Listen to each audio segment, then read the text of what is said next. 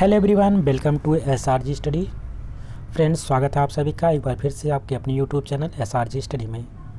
तो दोस्तों, आपका ये सिलेबस कंप्लीट होने वाला है महान व्यक्तित्व कक्षा 8 का। जैसा कि आपने देख रहे होंगे सामने आपका लास्ट चैप्टर आ गया है 38। ठीक है, यदि आप चैनल पे नए हैं तो चैनल को सब्सक्राइब कर लीजिएगा। अगर वीडियो पसंद आएगी तो उसको लाइक और शेयर करना बिल्कुल ना भूलिएगा। साथ ही साथ इन सब का वीडियो आपको प्ले लिस्ट में मिल जाएगा। आप प्ले लिस्ट में जाइएगा, एसआरजी स्टडी सर्वोदय गुरुकुल को वहाँ पे लिखा होगा, आपको वहाँ पे क्लिक करना है। जहाँ पे लोगो है, लोगो में आप देख पा रहे होंगे होम, वीडियो, लाइव। इस प्रकार से आपको धीरे धीरे उधर जाएंगे, कम्युनिटी प्ले लिस्ट इस प्रकार मिलेगा। प्ले लिस्ट में आप जब क्लिक करेंगे, प्ले लिस्ट पर आपको टच करना है। प्ले लिस्ट में टच करने के बाद आप चले जाएंगे पूरे, वहाँ पे क्लास 6, 7, 8, 5 सभी क्लासेस के हर सब्जेक्ट के वीडियो अपलोड हो चुके हैं। जो वीडियो अपलोड नहीं हुए आप कमेंट बॉक्स में कमेंट करके बता सकते हैं, उन सब के वीडियो यहाँ पे अपलोड कर दिए जाएंगे। आपके प्रश्न अभ्यास के साथ साथ कुछ यहाँ पे इस प्रकार से पाठ के सारांश रहते हैं, हिंदी का गद्यांश पद्यांश रहता है, सब कुछ वहाँ पे अपलोडेड है। जो भी थोड़ी भी त्रुटियाँ हैं उनको सुधारा जाएगा, लेकिन आप कमेंट बॉक्स में कमेंट करेंगे तो उसके बाद हर चीज़ों को नए सिरे से आपके तक पहुँचाया जाएगा। शिक्षा राष्ट्र के लिए आप लोग सब लोग तत्पर रहिए। शिक्षा के लिए मैं शिक्षा आप तक पहुँचाता रहूँगा, फ्री और बिना कास्ट के।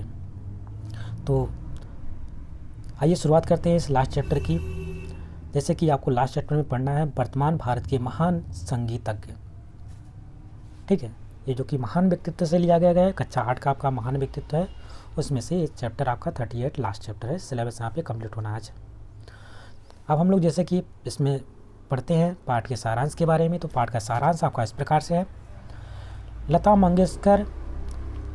मंगेशकर सो की आपकी पहली एक संगीतज्ञ है, उनके बारे में हम लोग पढ़ेंगे। लता मंगेशकर का जन्म 28 सितंबर 1929 को इंदौर में हुआ। ध्यान में रखेंगे दोस्तों, जैसे कि यहाँ पे इसका जन्म जो होता है, उनका जन्म आपको याद रखना है पॉइंट को। 28 सितंबर 1929 को इंदौर में हुआ था। इनकी माता का नाम शुद्धमती और पिता का नाम दीनानाथ मंगेशकर था। ध्यान में रखेंगे, इनकी माता का नाम क्या था? शुद्धमती, और पिता का नाम था पंडित दीनानाथ मंगेशकर। जो शास्त्रीय गायक थे, उन्होंने लता को 5 वर्ष की आयु में ही संगीत की शिक्षा देनी शुरू कर दी। लता ने अपना पहला आकाशवाणी कार्यक्रम 16 दिसंबर 1941 ईस्वी को प्रस्तुत किया, जिसे सुनकर माता पिता गदगद हो गए। सन 1942 में पिता की मृत्यु होने पर लता ने 6 फिल्मों में अभिनय किया और परिवार को संभाला।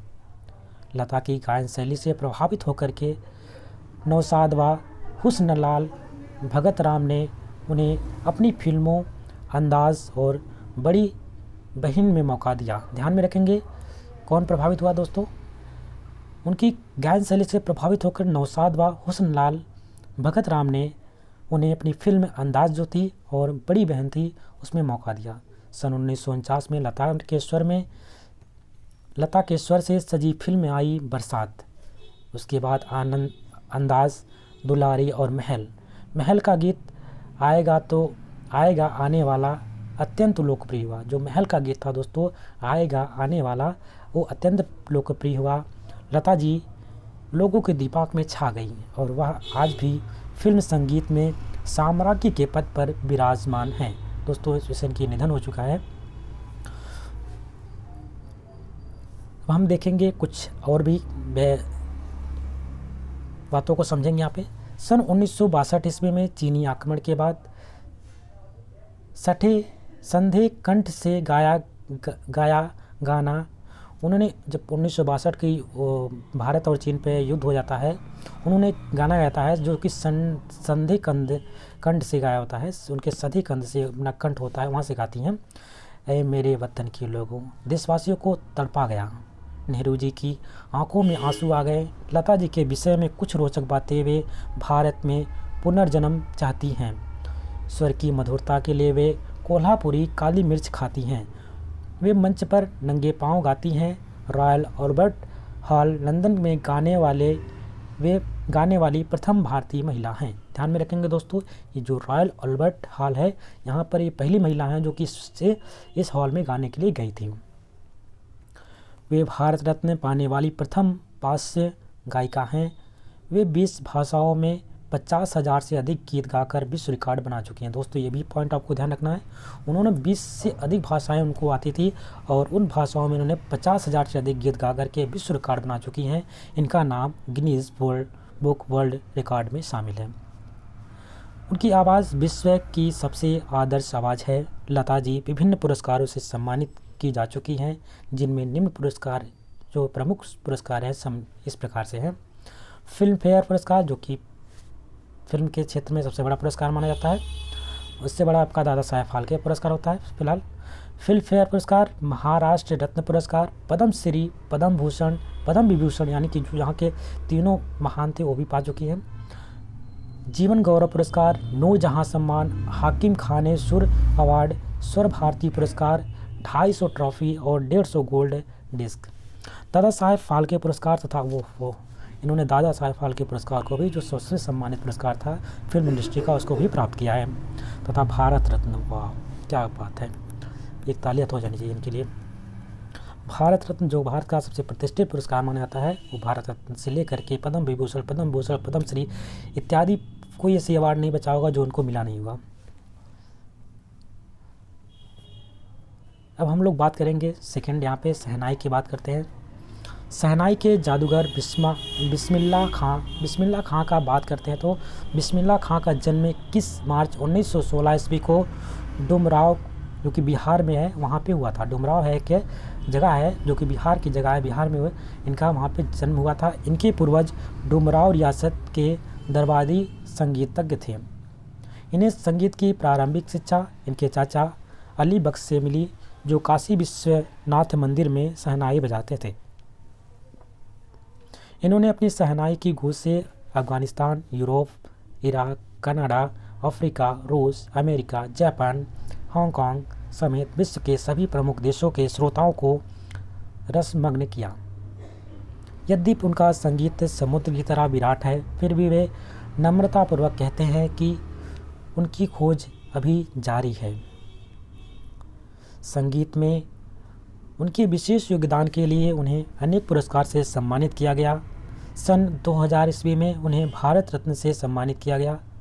संगीत नाटक अकादमी पुरस्कार, तानसेन पुरस्कार, मध्य प्रदेश राज्य पुरस्कार, पद्म विभूषण तथा विद्यालयों द्वारा प्रदान की गई डॉक्टरेट की उपाधि उनकी ख्याति की परिचायक हैं। खान साहब विनम्र, मिलनसार और उदार व्यक्तित्व वाले थे। संगीत के प्रति पूर्ण समर्पण, कड़ी मेहनत, घंटों अभ्यास, संतुलित आहार, संयम जीवन और देश प्रेम आदि गुणों ने उन्हें विश्व ख्याति दी। वे शास्त्रीय परंपरा की कड़ी हैं जिस पर देश को गर्व है। अब हम लोग दोस्तों अब इस चैप्टर के महत्वपूर्ण प्रश्नों को देखेंगे। बहुत ही आपने देखा बड़े बड़े दो ख्याति प्राप्त संगीतज्ञ और वाद्ययंत्रों के बारे में। प्रश्न नंबर 1 यहाँ पे है, भारत की किस गायिका का नाम Guinness book of world record में अंकित किया गया है? उनका नाम इस पुस्तक में क्यों अंकित किया गया है, ये भी बताना है। तो पूछा गया कौन सी गायिका थी जिसका नाम Guinness book of world record में अंकित किया गया और उनका नाम इसमें क्यों है, इस पर भी रीजन भी बताना है। उत्तर में लिखेंगे, भारतीय गायिका लता मंगेशकर का नाम Guinness book of world record में अंकित किया गया क्योंकि उन्होंने 20 भाषाओं में 50,000 से अधिक गीत गाए हैं, इसलिए उनका नाम इस Guinness book of world record में अंकित किया गया है। और उनका नाम क्या है? भारत की स्वर कोकिला लता मंगेशकर जी। प्रश्न नंबर 2 है, लता जी का वह कौन सा गीत था जिससे देश में एकता व अखंडता की मशाल जलाई? उत्तर में लिखेंगे, लता जी को गीत ए मेरे वतन के लोगों जरा आँख में भर लो पानी, जो शहीद हुए हैं उनकी जरा याद करो कुर्बानी, ये गीत था उनका। इसमें क्या होता है कि जब गाती हैं तो सब वहाँ पे जो प्रधानमंत्री पंडित जवाहरलाल नेहरू होते हैं, सबकी आंखों में आंसू आ जाते हैं और ये कहीं ना कहीं एकता व अखंडता की मिसाल मानी जाती है और इन्होंने एकता और अखंडता की अपनी गीतों के माध्यम से एक मिसाल जला देती है और इसी को माना गया यहाँ पे उस गीत को, और आप भी एक बार जाकर सुनिएगा। प्रश्न नंबर 3 है, पंडित जवाहरलाल नेहरू की आंखों में आंसू निकल आए, किस बात को लेकर के? तो पहला पॉइंट यहाँ पे दे रखा है, आँख में कुछ गिर जाने के कारण, खा ऑप्शन है बीमारी के कारण, गा ऑप्शन है बहुत अधिक प्रसन्नता के कारण, या घा ऑप्शन है लता मंगेशकर द्वारा उन शहीदों की स्मृति में गाए गए गीतों को सुनकर। तो दोस्तों इसका राइट आंसर हो जाएगा ऑप्शन नंबर घ, लता मंगेशकर द्वारा शहीदों की स्मृति में गाए गए गीतों को सुनकर पंडित जवाहरलाल नेहरू की आंखों में आंसू आ जाते हैं। प्रश्न नंबर 4 है, लता को निम्नलिखित सम्मानों में से कौन सा सम्मान प्राप्त नहीं है। तो दोस्तों ध्यान में रखेंगे, उनको सभी सम्मान जो भारतीय सम्मान होते हैं सभी प्राप्त होते हैं, लेकिन जो नोबेल प्राइज़ होता है वो उनको नहीं प्राप्त था। जैसे कि आपको पता है नोबेल प्राइज़ 6 क्षेत्रों में दिया जाता है, शांति के क्षेत्र में, ठीक है, भौतिक के क्षेत्र में, रसायन के क्षेत्र में, चिकित्सा के क्षेत्र में और आपको साहित्य के क्षेत्र में, ठीक है। 1 2 3 4 5 और एक अर्थशास्त्र के क्षेत्र में, छठा लिख लीजिएगा अर्थशास्त्र। इन 6 क्षेत्रों में दिया जाता है भारत, ये प्रतिष्ठित पुरस्कार है, अंतर्राष्ट्रीय प्रतिष्ठित पुरस्कार है, जो कि अल्फ्रेड नोबेल के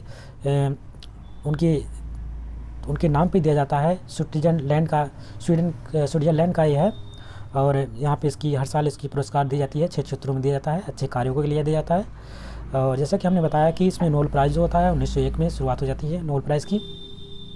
और नोबेल प्राइज़ देने का कारण क्या था, जो अल्फ्रेड नोबेल जी थे कोई रिसर्च कर रहे होते हैं और उनसे गलती से डायनामाइट बन जाता है, जो कि एक डायनामाइट जो होता है वो क्या है, बम है, और पत्थरों को तोड़ने के कार्य में आता है, वो कहीं ना कहीं खतरनाक है, विनाशक है, इसलिए उससे कहीं ना कहीं वो अपने अंदर उनके अंदर की ग्लानि तो हो गई थी कि मैंने गलत रिसर्च कर दिया है। इसी के रूप में उन्होंने एक पुरस्कार की घोषणा की थी जिसका नाम था नोबेल प्राइज़, और उन्हीं के नाम पे नोबेल प्राइज़ दिया जाता है। जो कोई अच्छा कार्य करता है, शांति के रूप में कार्य करता है, भौतिकी क्षेत्र में करता है, चिकित्सा के क्षेत्र में अच्छा कार्य करता है, इकोनॉमिक्स क्षेत्र में अच्छा कार्य करता है, साहित्य के क्षेत्र में अच्छा कार्य करता है, उनको ये नोबेल प्राइज़ दिया जाता है। यानी कि 6 क्षेत्र ऐसे हैं, 6 क्षेत्रों में नोबेल प्राइज़ कोई पा सकता है। और ध्यान में रखेंगे, सिर्फ एक पुरस्कार को 3 लोग ही बांट सकते हैं। जैसे कि मान लीजिए कोई शांति के पुरस्कार मिला है तो 1 2 3 बंदे ही उसको पा सकते हैं, चौथा उसको नहीं दिया सकता। यानी कि एक पुरस्कार को सिर्फ 3 लोग साझा कर सकते हैं।